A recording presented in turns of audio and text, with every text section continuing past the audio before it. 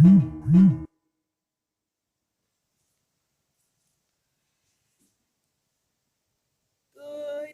sunny May afternoon to everyone. I hope everyone had a lovely Mother's Day weekend, and a shout out to all the May birthdays, including Team Leslie.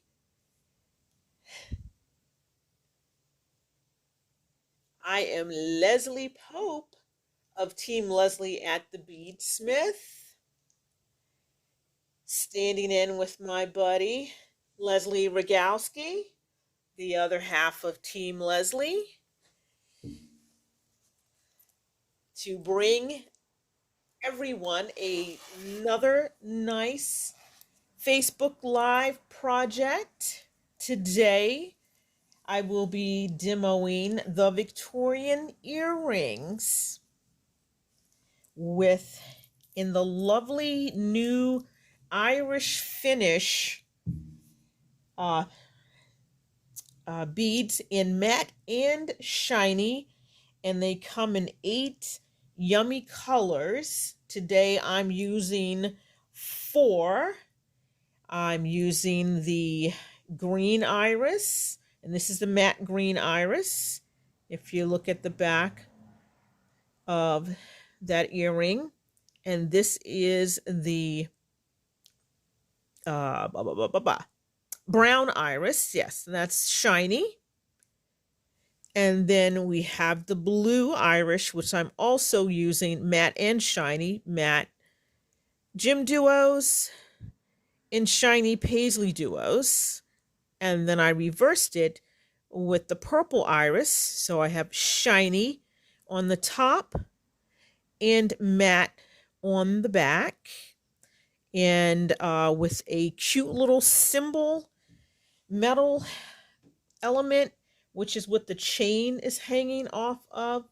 I just love being able to integrate these pieces and then hang chain off of things, because that's how I get my little bit of extra metal into my pieces. Bonjour, Amele. I am not even going to try to say your last name because I'm terrible at that. And as usual, you can find the pattern on the Beadsmith website under the I Love Beads section. And the categories will be cymbals, Paisley Duos, and GemDuos. You get your nice written instructions, and of course, the page of illustrations. Oh, I'm upside down. Oh, that's because my page is upside down. Woo! Sorry, I thought the whole camera was upside down. And as you see, it's just one page of illustrations. And there will also be a page that lists all of the names of the colors of the beads that I use. So in case you want to use those, it's perfectly fine. And if not, you can go in your stash and get the beads you need to make this, because of course you don't need a lot of beads. So without further ado, let's start. You will need some GemDuos, some Paisley Duos, size 15, a size 11, a couple of soldered jump rings, the Riamiti cymbal finding. As you can see, it's very tiny, very tiny. Your ear wires, your open jump rings for your chain, and 2-inch lengths of chain.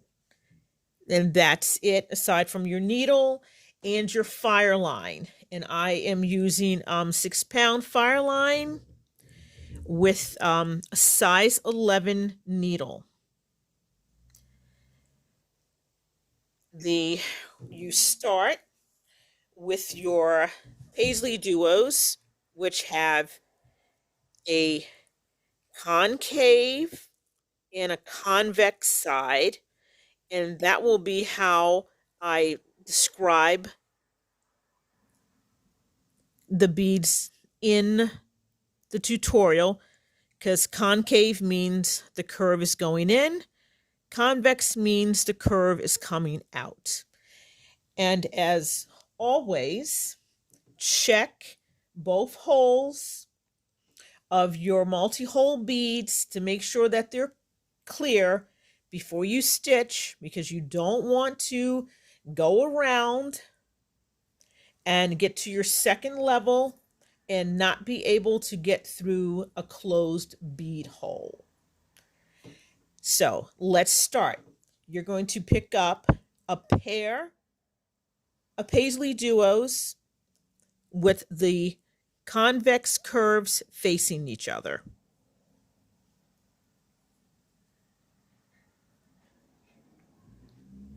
And then you're going to pick up a 15. And we're going to do that 3 more times. So if you're having an issue about which way things are supposed to lay, these look like little ears, so you can just lay them on your mat and then sew through the tips with both convex curves facing each other. So that in your 15, so that's number 2, and we're going to do it 2 more times. And I'm not checking these holes because I did check them before I started doing this, so I don't waste time on camera poking through holes to make sure. Whoops, I'm going to put that on the wrong way. And then my last pair, 1 more 15. And when they line up on your mat, you will see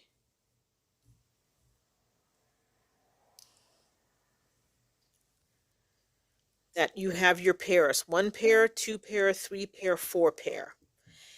And the instructions tell you to sew back through all of the beads before you make your knot.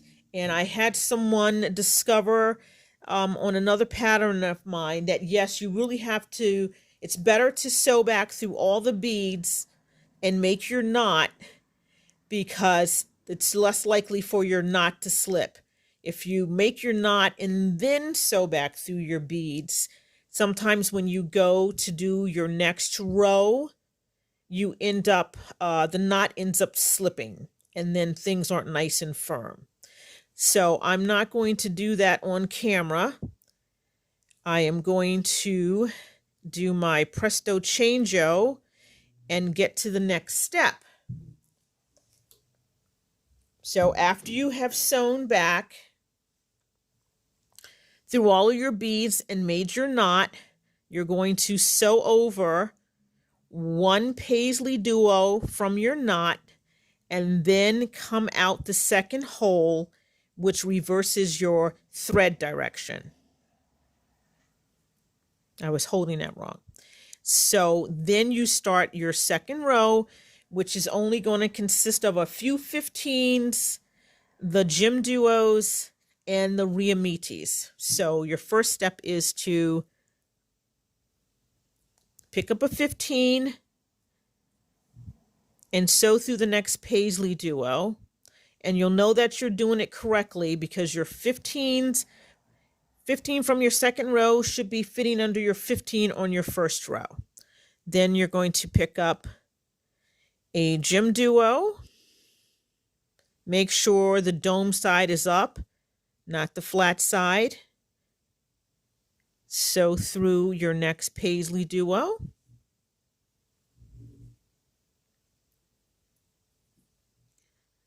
Pick up another 15. Sew through your next Paisley Duo, so your 15s are sitting on top of each other. Then you're going to pick up a Riamiti and sew through your next Paisley Duo. I did not throw you under the bus, Kathy. You are not the only person that has had that issue. It was a good teachable moment. I'm always looking for teachable moments. Okay, so that's the first half. And then you're just going to repeat. The next thing you're going to pick up is your next GemDuo. And sew through your next pair. And then a 15. And these little extra 15s are going to make a lot more sense when we get to our final step. Okay, here's the riamiti. And then you're going to sew through the next Paisley Duo. And then you're going to go through the 15, the next Paisley, and the GemDuo. And thus and so. So you're now going to get to your next step, which is to add the 11s all the way around your GemDuo. So you start with 3 11s and then sew through the top hole of the GemDuo.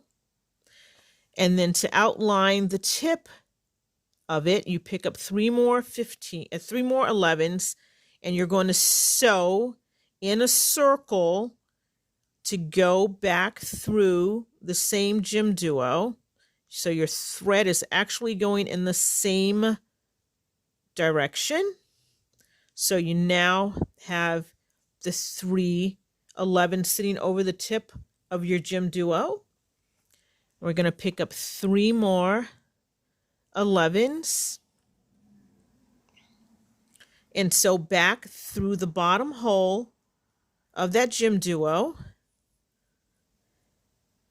And now you have outlined the GemDuo. And then we're going to sew around through the Paisley and the 15. And I just unthreaded my needle. Whoopsie. Okay. And you're going to continue around, sewing through the Paisleys and the riamiti and your 15 and your Paisley, and all the way through the second GemDuo. So you can then add your 11s around the GemDuo to do that nice little bead outline.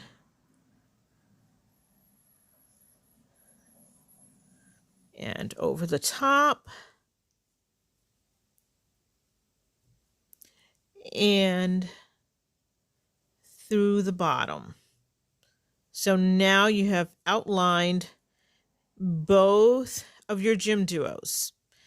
And in the instructions, it will tell you to sew all the way around, and then you're going to sew on the outside. You're not going to sew through the GemDuo. You're just going to sew through the 11s all the way around and back to the other side, and do it on your second GemDuo, the 11s around your second GemDuo. And what that does is it pulls everything nice and tight so you don't see any gaps in the thread. And after you do that, this is what your piece should look like. See how they're nice and they look nice and firmer. The 11s look nice and firmer around as opposed to not sewing through them again. And this is where you're going to add your soldered jump ring, which is where you're going to attach your ear wire. So this is one of the Team Leslie tricks to keep things not having jump rings slip off of your pieces. And it's very simple. So we're going to pick up 2 15s and an 11 and a soldered jump ring. And you're going to slide your beads down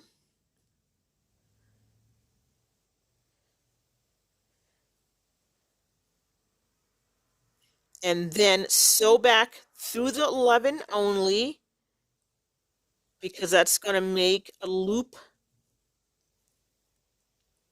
around your soldered jump ring. And then you pick up 2 more 15s and sew back through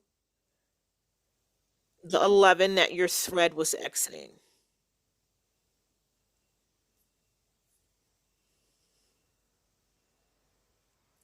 And then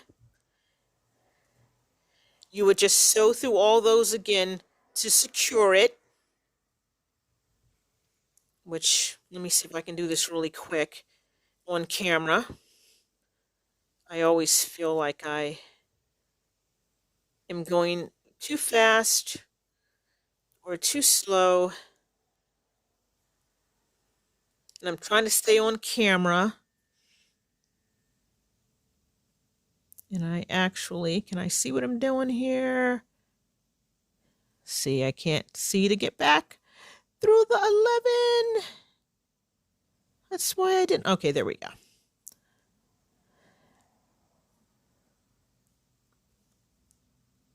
And through the 2 15s. Ugh. There we go. And then you're going to sew around through the 11s.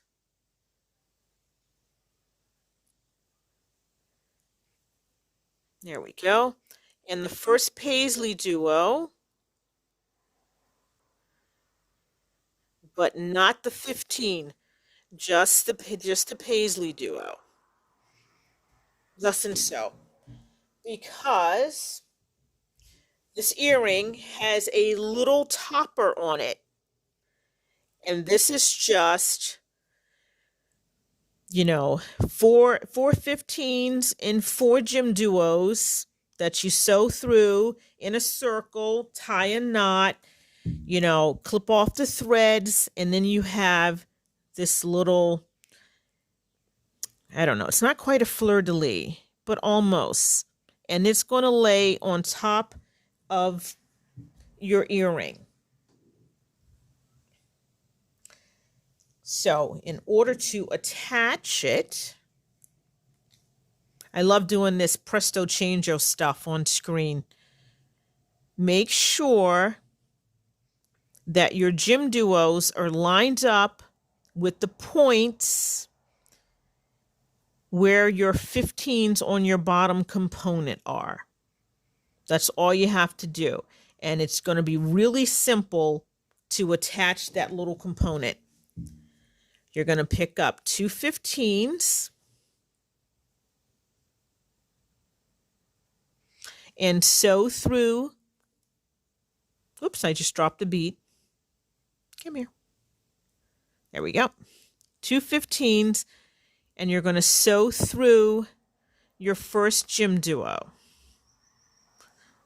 And then you're going to pick up 2 more 15s and sew through the Paisley Duo. Not the 15 on the bottom component, just the Paisley on the bottom component.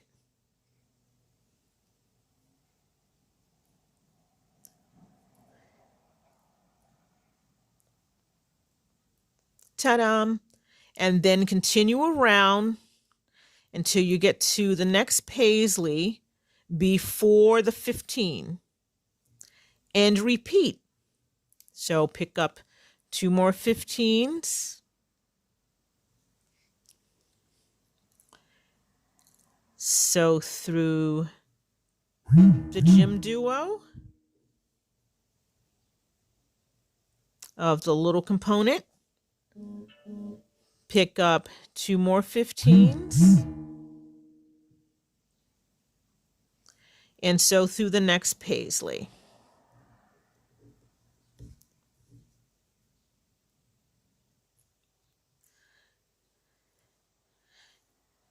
And continue around. So this time you're going to have to go through the GemDuo and then the next Paisley.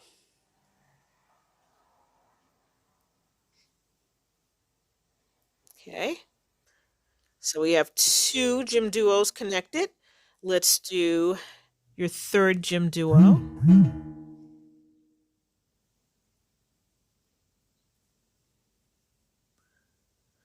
2 more 15s.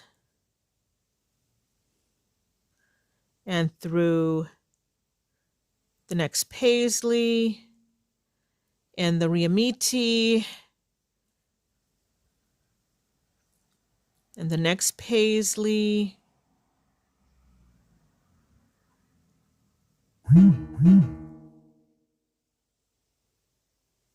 Perfect. And your final attachment, 2 15s. It's the next GemDuo. And back through the last Paisley.